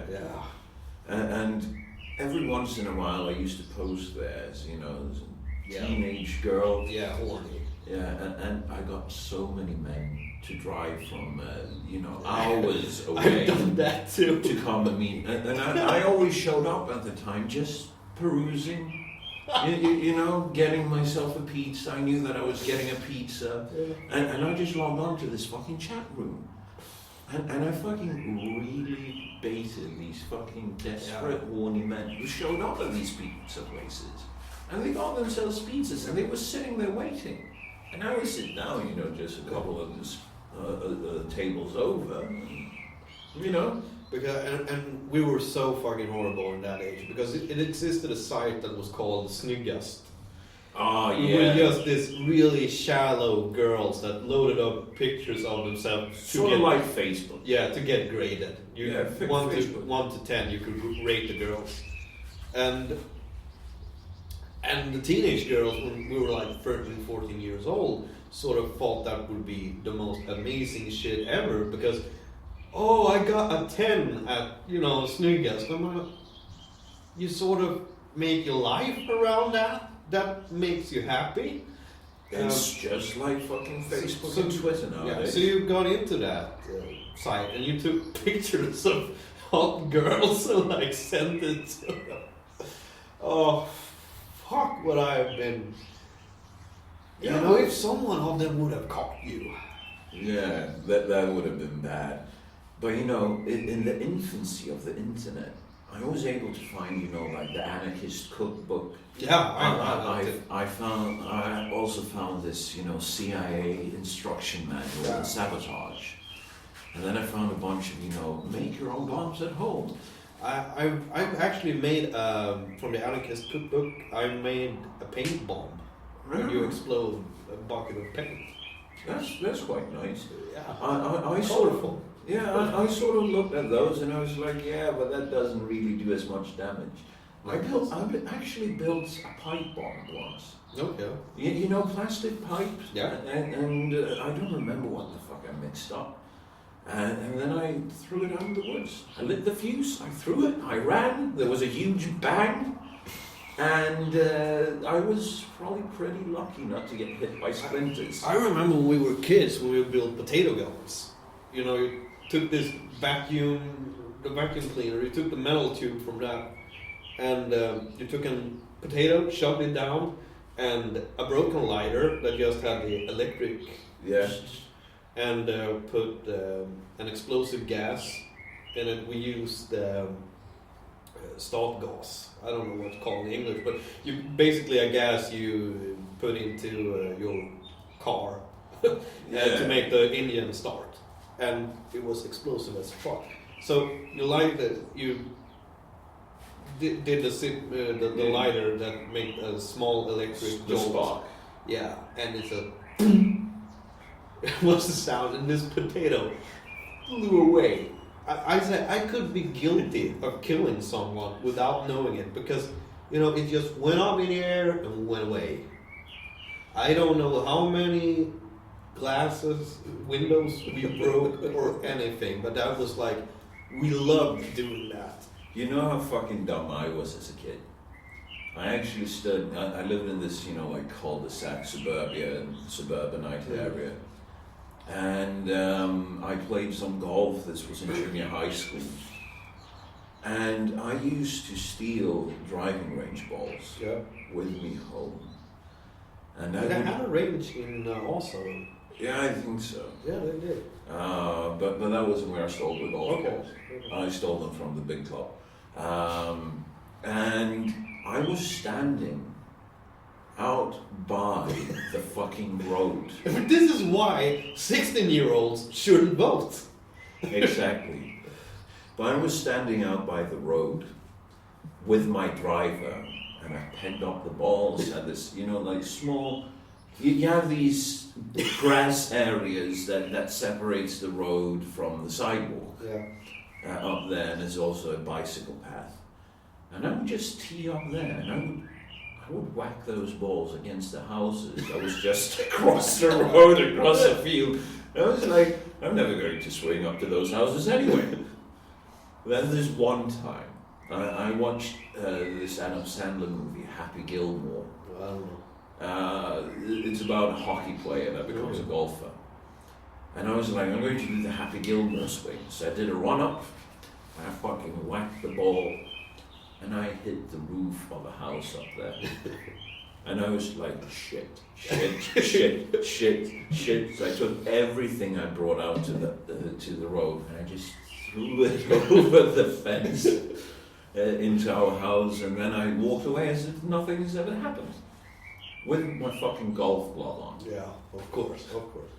I was not smart. Also, speaking of bombs and shit, I actually built a methanol bomb once, and I set it off at this fucking bike path.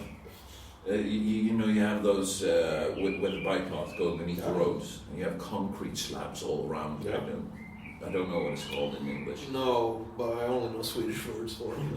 And anyway, I just set off my fucking methanol bomb there. And it was like fucking Hellgate. It was burning all around and also a bit out from each side of this fucking tunnel.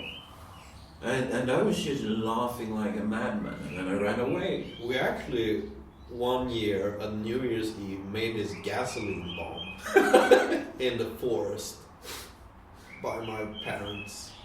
And because somebody, I don't know fucking how, had got his hands upon a mine, from the military, and not an explosive mine, but a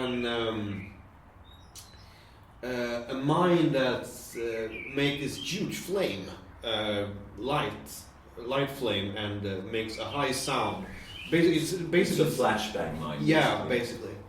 I don't know how we got in the position of it. But we went down to the gasoline station and filled up a soda bottle full of gasoline. But because it didn't explode. We thought it would explode and be super awesome. But we pulled the sprint on the mine, and the mine's flame just went off, and it just became this big fireball that just spreads into the bushes. And I remember hearing one of the other kids like, "Jim, it's on fire." And fuck, what are we going to do? It wasn't New Year's Eve, so it was snow, so we just threw snow over it. But I can tell you, half a gallon of gasoline, that's a lot of fire. Yeah. We were so fucking stupid. Yeah, I mean, we did that. I was really into live action role playing, where you basically dress up as a medieval character and then you do some sort of role playing in the real world out in the woods. Yeah. And I was an organizer of this shit. And we were up building one of our villages, and we did the big spring cleaning for, the 1st of May. So we had a Mayfire, a proper bonfire with all of the shit from both of the villages. And keep in mind that we had almost built an entire fucking logging village. Sure, it was 4 or 5 houses, but still. So we took the old outdoor toilet made out of woods. We took all the chopped down, trees and shit, and we just threw this in a pile at this fucking, gravel field. And then we drenched it in gasoline. And then I was like, yeah, I know what to do now. How to get this on fire properly. Just leave it to me. That's it. I did It's cool, I've done this before. Yeah, so I took fucking gasoline and I made this line on the sand. I had really fucking long hair as well. Yeah, you did. And I'd been drinking that entire day and the entire evening before we put fire to the bonfire. And I had like 2 bottles of wine in me, a couple of beers, a grog or 2. And I leaned down and I put fire to this gasoline.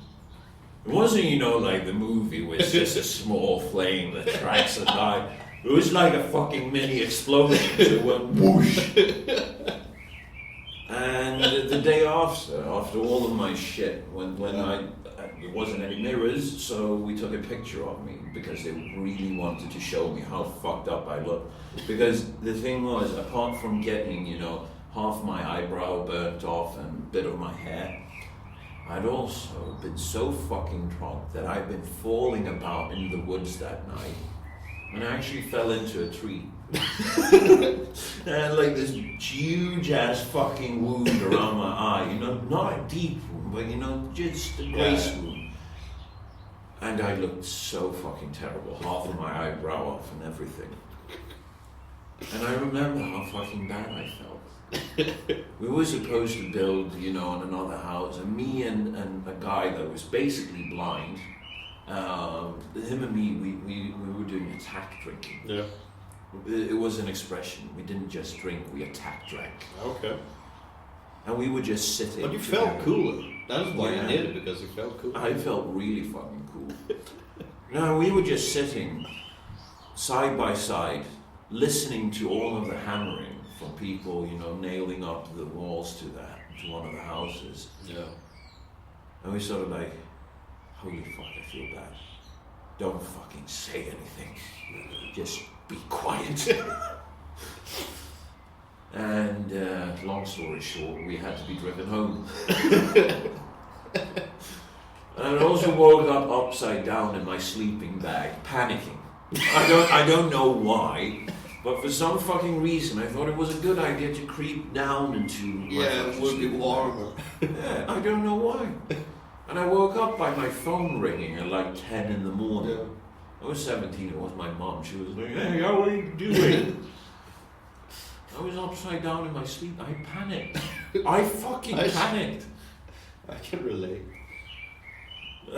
So basically, do not let kids vote. No. Just don't. I was 17 at this time and I was a fucking idiot. I was a fucking idiot. Year after, it was the first election I was allowed to vote. Yeah. I didn't think twice about it. I just went with, I feel like a communist. Yeah, I wasn't allowed to vote in that election because my birthday was too late that year. Oh. So I missed out on That's that. right, I'm 1 year older than you. Yeah, Fuck. I missed out on that.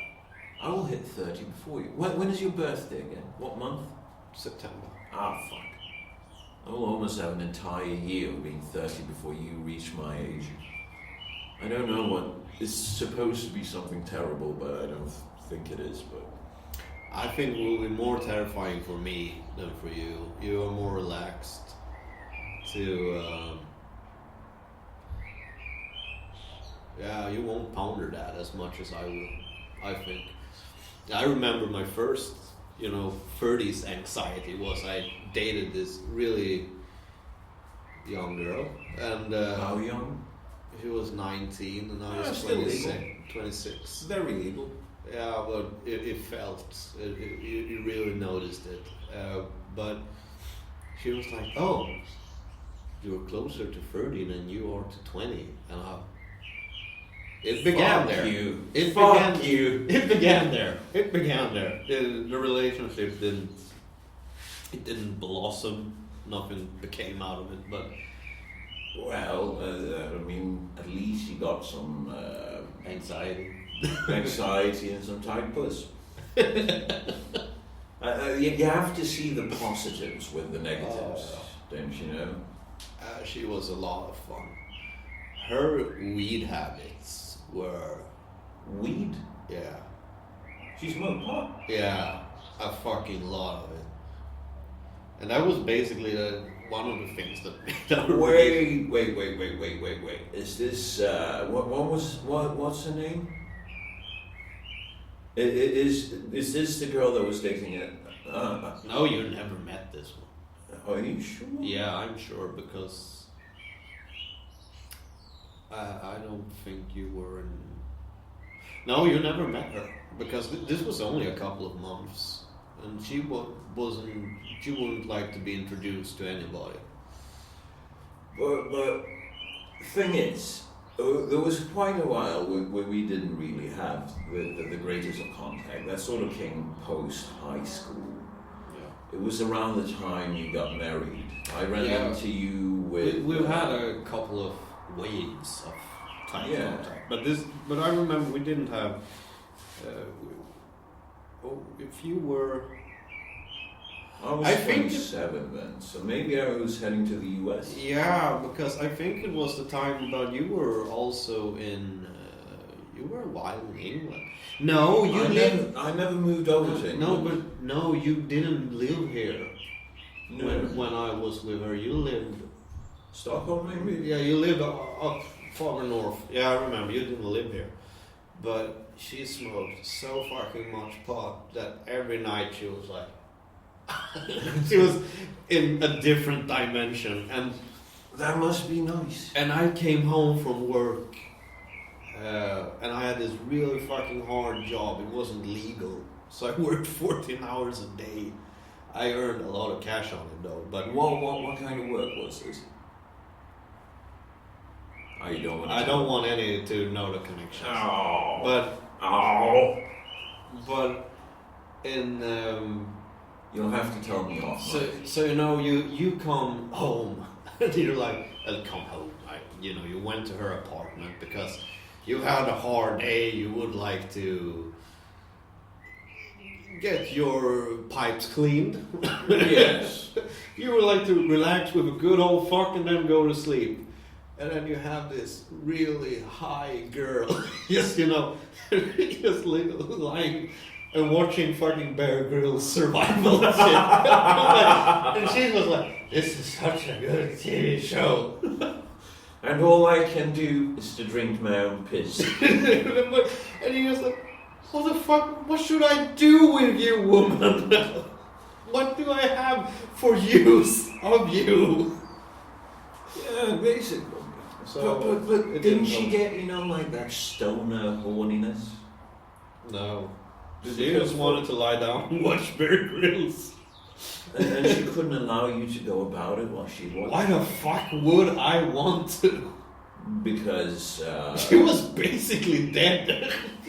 but what I can imagine is that when you are working it, right, all of a sudden the scene on Bear Grylls comes up. It might sound disgusting, but all I have to do now is to drink my own piss just as you're about to come. Imagine that. Yeah. You're just about to come, and then you see him peeing in a bottle and then drinking it. But she was...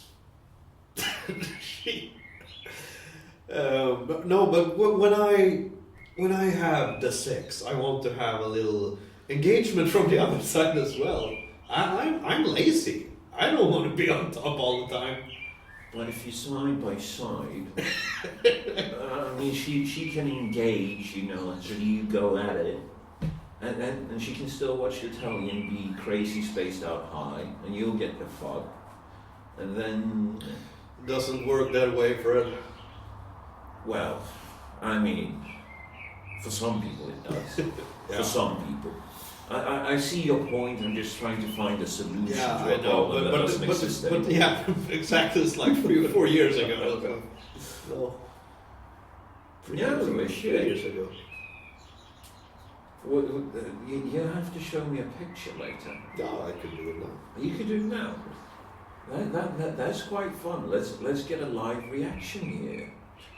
We did get a live reaction to the tattoo guy, to tattoo. Mr. Buddha. Yeah, but the thing is also one thing that this didn't hold up is she's a whack job feminist. Yeah, she is. She is. Oh, and it takes some time to notice it. Well, not nowadays. Nowadays, you just look for the hair dye. I wanted to get a picture for her when she... Yeah, that was basically how she looked when I was on her. I recognize the lady, but I have no idea. But she did get worse. But I think she's How does she look today? I could get you a new pic, but she got worse for a bit. Pink hair, you Yeah. know. She got worse for a bit, but I think she's starting to rehab. I don't know. I But don't know. now she will always. I think she's a lost cause because she's one of those that always feel oppressed and have always done. She's from. I shouldn't probably say that, but she is. She's always felt oppression. Oh, imagined oppression. She's always also an old hardcore communist. So. Probably. That might actually be where I recognize her face from. I think She's fucking 7 years younger than you. Yes, but I've walked past these fucking crazy left-wingers demonstrating in the streets year upon year upon year, so don't give me that shit. I think I might have seen her. She was out, fighting some meaningless cause, shouting in the streets and, just being Because silly. I remember a couple of times when I, told her, but why? How is that even a thing? And, No. but she was all cool about it. She never told me I oppressed her or something like that. But we sort of did this fuckery thing and had a bit of a light love, for 2 or 3 months. But then both her and I were like, no, this won't work out.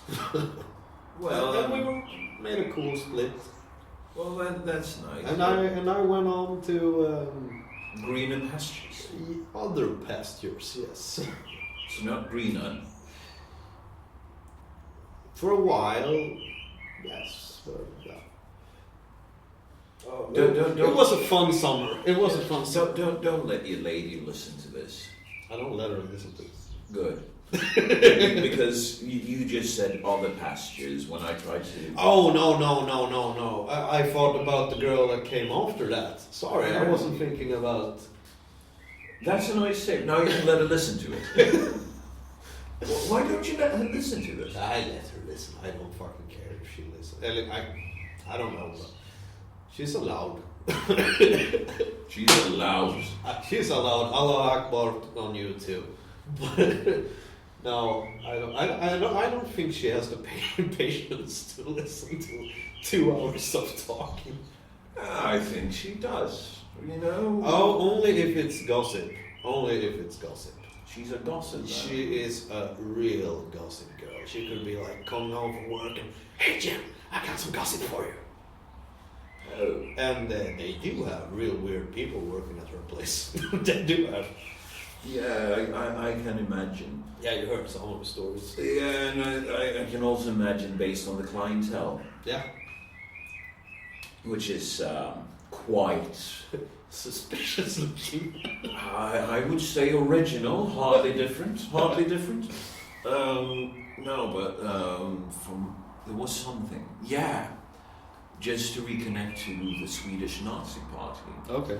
You remember when they had when the left wingers came to Eskilstuna and did the riot against them? This was I was 26, 27, I think. Oh yeah, somebody got stabbed. Yeah, by a flagpole. He used it as a lance and he just ran him down with it. Well, basically, me and a friend... Yeah, Deus Vult. No, but basically what happened was that I heard about this and it was sort of like this huge ass. Let's go and fight the Nazis together. Yeah, okay. You lived there, right? Yeah, I lived there then. So me and a friend, we were living in this sort of student corridor. Yeah. And he was like, do you want to go and grab a couple of beers? And I was like, yeah, sure, but isn't there a huge ass demonstration that is definitely going to turn into a riot? He was like, don't worry about it. We went down and we sat at this pub. Beautiful day.